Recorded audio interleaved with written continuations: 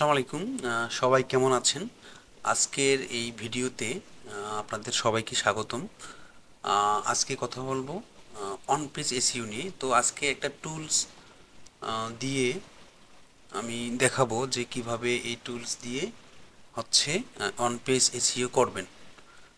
গত ক্লাসে আমরা দেখেছিলাম আমরা র্যাঙ্ক ম্যাথ টুলস দিয়ে অন পেজ এসইও করেছিলাম। আজকে করব ইওস্ট টুলস দিয়ে। একটা বিষয়, আপনার ক্লায়েন্ট যখন আপনাকে একটা কাজ দিবে বা অন পেজ এসইও করার জন্য আপনাকে হায়ার করবে, তো ওই ওয়েবসাইটে কয়েক রকমের হচ্ছে টুলস থাকতে পারে বা থাকতে পারে। সেটা হচ্ছে যে র্যাঙ্ক ম্যাথ থাকতে পারে অথবা ইওস থাকতে পারে। তো বেশিরভাগই হচ্ছে দুইটা টুলসই জনপ্রিয়, সেটা হচ্ছে র্যাঙ্ক ম্যাথ এবং ইওস্ট।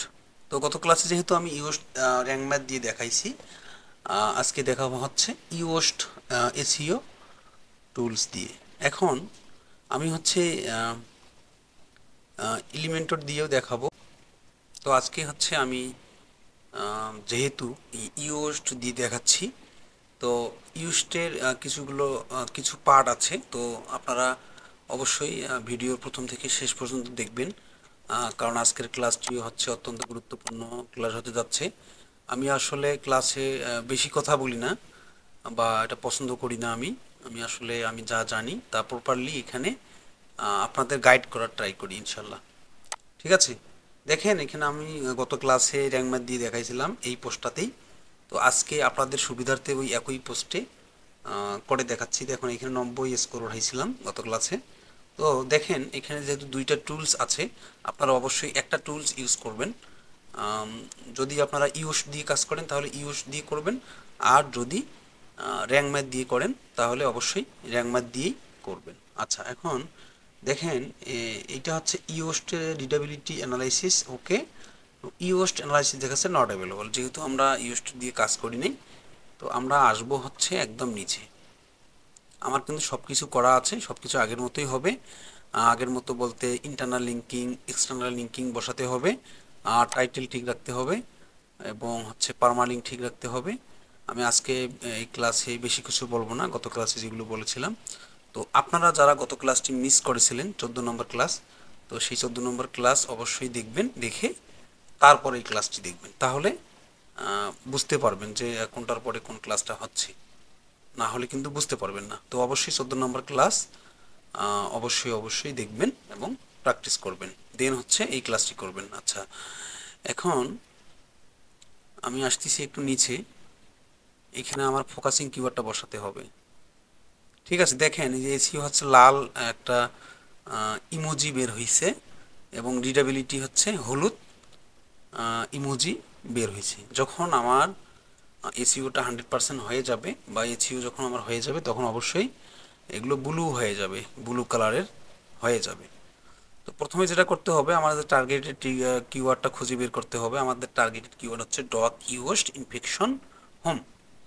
এইটা হচ্ছে আমরা কপি করে নিব। কপি করে এটা ফোকাসিং কিওয়ার্ড হিসেবে রাখতেছি। দেখেন এক ক্লিকেই কিন্তু আমার এসইওটা হয়ে গেল। এখন কন্টেন্ট রিডাবিলিটিটা আমাদের ঠিক করতে হবে।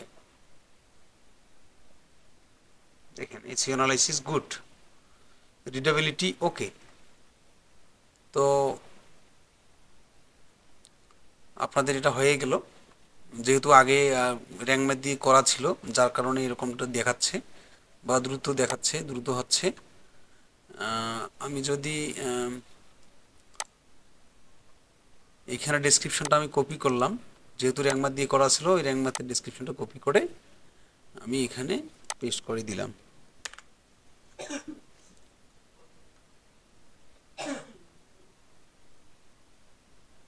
আচ্ছা, এখানে পেস্ট করে দিলাম।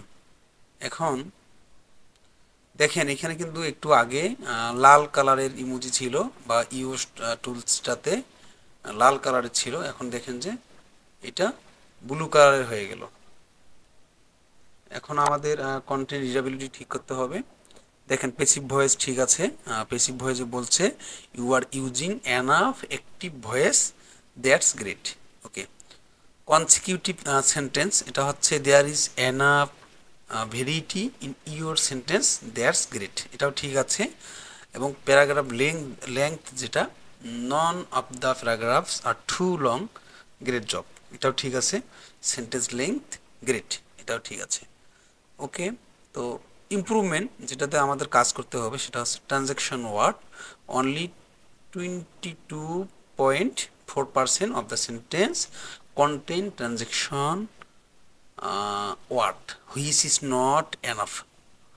আচ্ছা, subheading distribution, one section of your text is longer than 300 word and is not separated by any subheading. ওকে, তো এখন এখানে আমাদের দুইটা প্রবলেম বের হয়েছে, দুইটা প্রবলেম বের হয়েছে, এটা আমাদের ঠিক করতে হবে।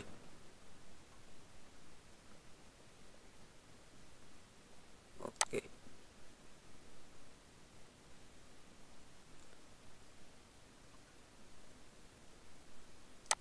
এখানে যদি আমি চোখে ক্লিক করি তাহলে এখানে আমাদের ইয়েটা দেখার কথা।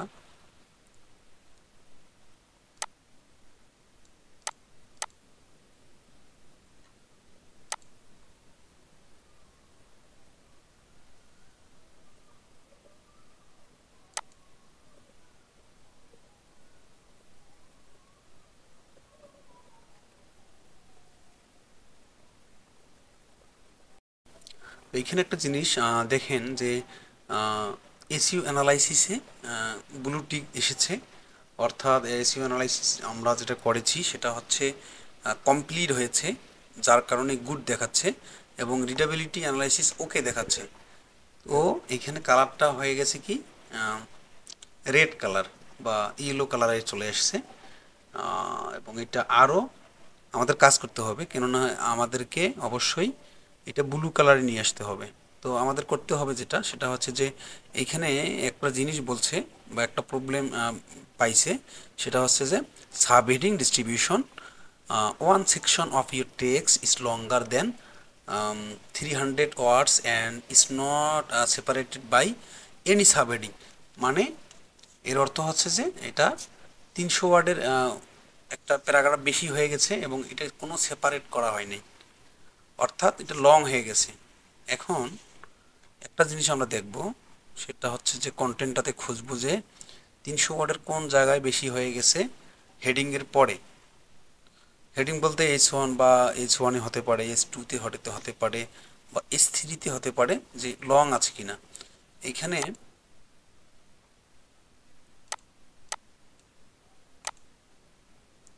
এটা হবে H1-এ।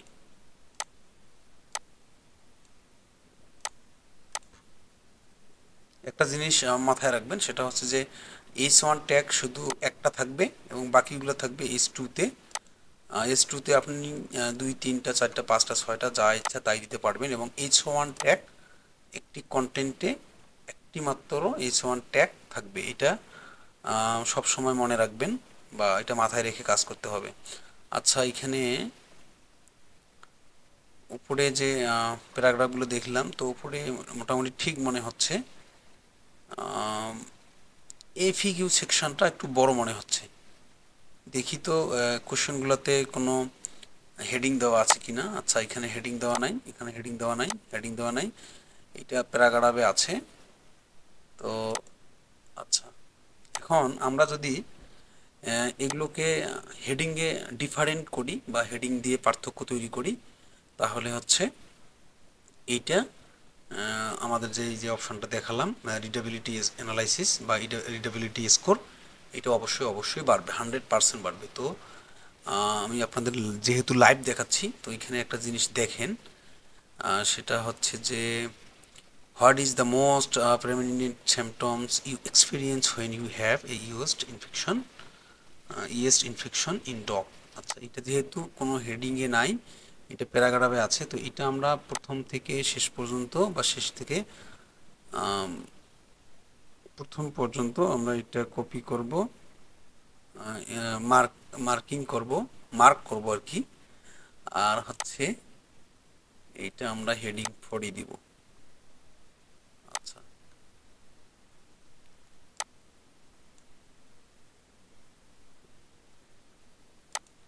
2 নম্বর কোশ্চেনটাতে হচ্ছে এটাতে হেডিং 4 দিব। 3 নম্বর কোশ্চেন্স হেডিং 4, 4 নম্বর কোশ্চেন্স হেডিং 4, 5 নম্বর কোশ্চেন্স হেডিং 4, 6 নম্বর কোশ্চেন্স হেডিং 4, 7 নম্বর কোশ্চেন্স হেডিং 4, 8 নম্বর কোশ্চেন্স হেডিং 4, 9 নম্বর কোশ্চেন্স হেডিং 4, 10 নম্বর কোশ্চেন্স হেডিং 4। আচ্ছা, তো এখন আমরা এটা পরীক্ষা করব যে এটা ঠিক আছে কিনা। দেখেন, এসইও অ্যানালাইসিস গুড এবং রিডাবিলিটি গুড হয়ে গেছে। অর্থাৎ আমরা যে এসইওটা করছি, অর্থাৎ আমরা যে অন পেজটা করছি, তো আমাদের এই অন পেজটা 100% আমরা করতে সক্ষম হয়েছি। তো এভাবেই করতে হবে। তো আপনারা যদি এই ইওস্ট এসইও দিয়ে প্রথম থেকে শেষ পর্যন্ত বিস্তারিতভাবে যদি ভিডিও চান, তো অবশ্যই আমার এই ভিডিওর নিচে কমেন্ট বক্সে অবশ্যই কমেন্ট করবেন। তাহলে আমি হচ্ছে শুধুমাত্র ইওস্ট দিয়ে দেখাবো। গত ক্লাসে যেমন, অর্থাৎ 14 নম্বর ক্লাসে যেমন আমি আপনাদের অ্যাঙ্কর টেক্সট কি, ইমেজ আল্টারটেক কি, ইউআরএল কি, ইউআরএল কিভাবে হচ্ছে ইন্টারনাল লিঙ্কিং করতে হয়, এক্সটার্নাল লিঙ্কিং করতে হয় দেখাইছিলাম। তো ঠিক সেভাবেই একদম প্রথম থেকে শেষ পর্যন্ত ইওস্ট প্লাগইন দিয়ে দেখাবো ইনশাল্লাহ। এবং হচ্ছে আপনারা যদি চান তাহলে অবশ্যই অবশ্যই আমি এলিমেন্টর দিয়ে কিভাবে অন পেজ করতে হয় এবং শপিফাই ওয়েবসাইটের জন্য কিভাবে অন পেজ করতে হয় আমি সেগুলো দেখাবো। তো এটা শর্ত হচ্ছে আপনাদের অবশ্যই অবশ্যই ভিডিওর নিচে কমেন্ট করতে হবে। এবং যদি আপনারা জানতে চান বা এটার উপরে ভিডিও চান বা কোনো কিছু জানতে চান, তাহলে সেই টপিকসের উপরে, অর্থাৎ আপনাদের চাওয়া পাওয়ার উপরে ডিপেন্ড করবে আমি কোন বিষয়ের উপর ভিডিও দিব। তো আপনারা সেক্ষেত্রে আমাকে এখানে কমেন্ট করতে পারেন বা আমাকে পার্সোনালি মেসেজ করতে পারেন। তো আপনারা জানেন যে আমি কীরকম মানুষ। আমি যখনই সময় পাই ইনস্ট্যান্ট হচ্ছে আপনাদের মেসেজগুলো ব্যাক করার ট্রাই করি। তো ঠিক আছে, ভালো থাকবেন সবাই। আল্লাহ হাফেজ।